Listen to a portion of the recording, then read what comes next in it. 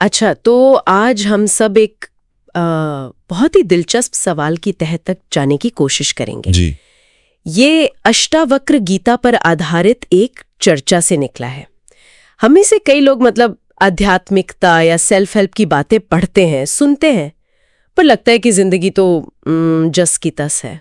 हाँ, ये बहुत आम बात है। तो सवाल ये है, किसी चीज के बारे में सिर्फ जानना और उसे सचमुच अनुभव करने में क्या फर्क है, खासकर जब बात खुद को जानने की हो। बिल्कुल सही मुद्दा उठाया। यही ज्ञान और बोध का फर्क है ना, जिसकी बात संदीप माहेश्वरी की उस चर्चा में भी की गई है। हाँ। ज्ञान यानी जानकारी, सूचना, कॉन्सेप्ट्स। हाँ। और बोध यानी उसका सीधा मतलब अनफिल्टर्ड अनुभव। हाँ। अक्सर हम ज्ञान को ही बोध समझ लेते हैं और वहीं उलझ जाते हैं। हाँ, जैसे उस चर्चा में वो ठंड का उदाहरण दिया था, कितना सही था वो। हाँ, बिल्कुल। कोई सालों तक आर्कटिक की ठंड के बारे में पढ़ सकता है, वीडियो देख सकता है, वो तापमान के आंकड़े याद कर सकता है, ये सब ज्ञान है, ज्ञानी है। लेकिन जब तक वो बर्फ पर खड़ा होकर उस कंपी को महसूस नहीं करता, वो ठंड का बोध नहीं है। बिल्कुल नहीं। तो इस बातचीत का मकसद है ज्ञान से बोध तक के सफर को समझना, है ना? एकदम। और इस सफर में एक खास कॉन्सेप्ट सामने आता है,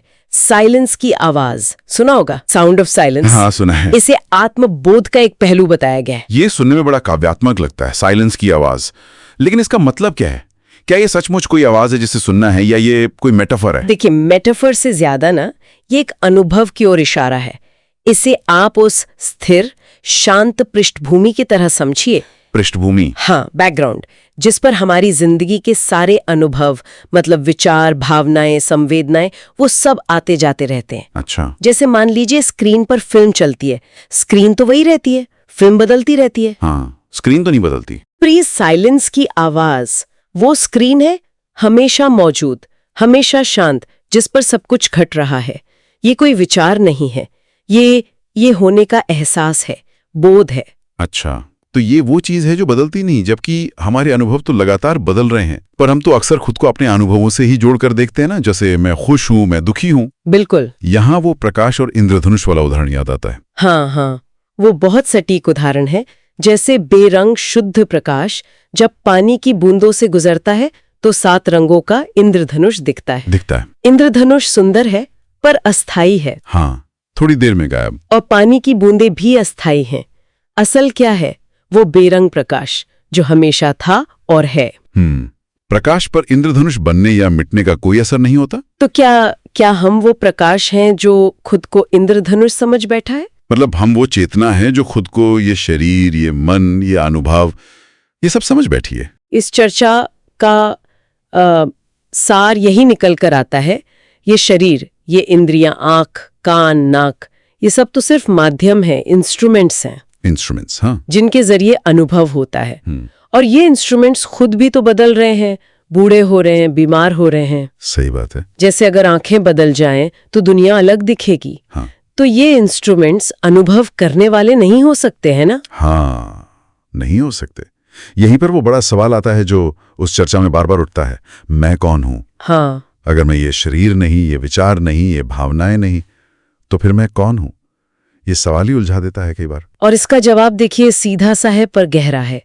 मैं वो नहीं जिसका अनुभव किया जा रहा है, जैसे कोई नजारा या आवाज। अच्छा। मैं वो भी नहीं जिसके द्वारा अनुभव किया जा रहा है, यानी शरीर या मन। तो फिर मैं वो हूं जिसको अनुभव हो रहा है।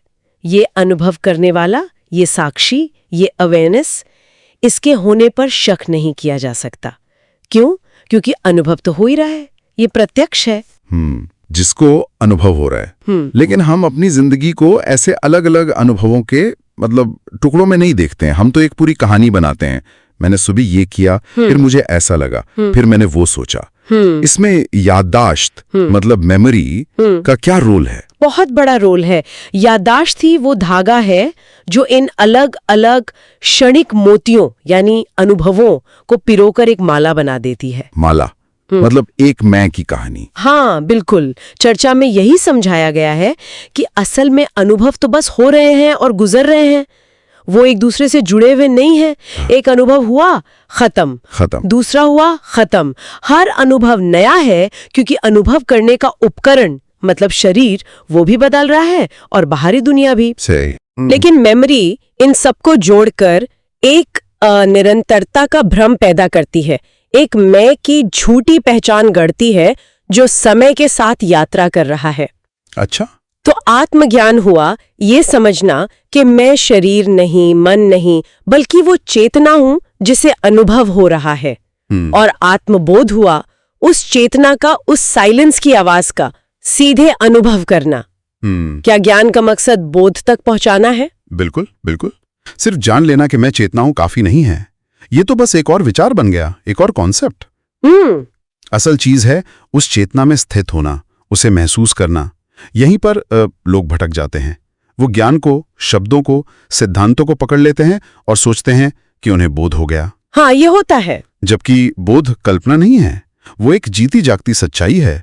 ये चेतना, ये होने का एहसास, ये किसी व्यक्ति की प्रॉपर्टी नहीं है, ये बस है। तो इस पूरी बातचीत का निचोड़ क्या है, अगर हमें अपने श्रोताओं के लिए इसे समेटना हो? निचोड़ ये है कि ज्ञान यानी सिर्फ जानकारी और बोध यानी सीधा अनुभव, इसमें जमीन आसमान का फर्क है। हाँ। ये शरीर और सारे अनुभव बदल रहे हैं, अस्थाई हैं, जैसे वो इंद्रधनुष।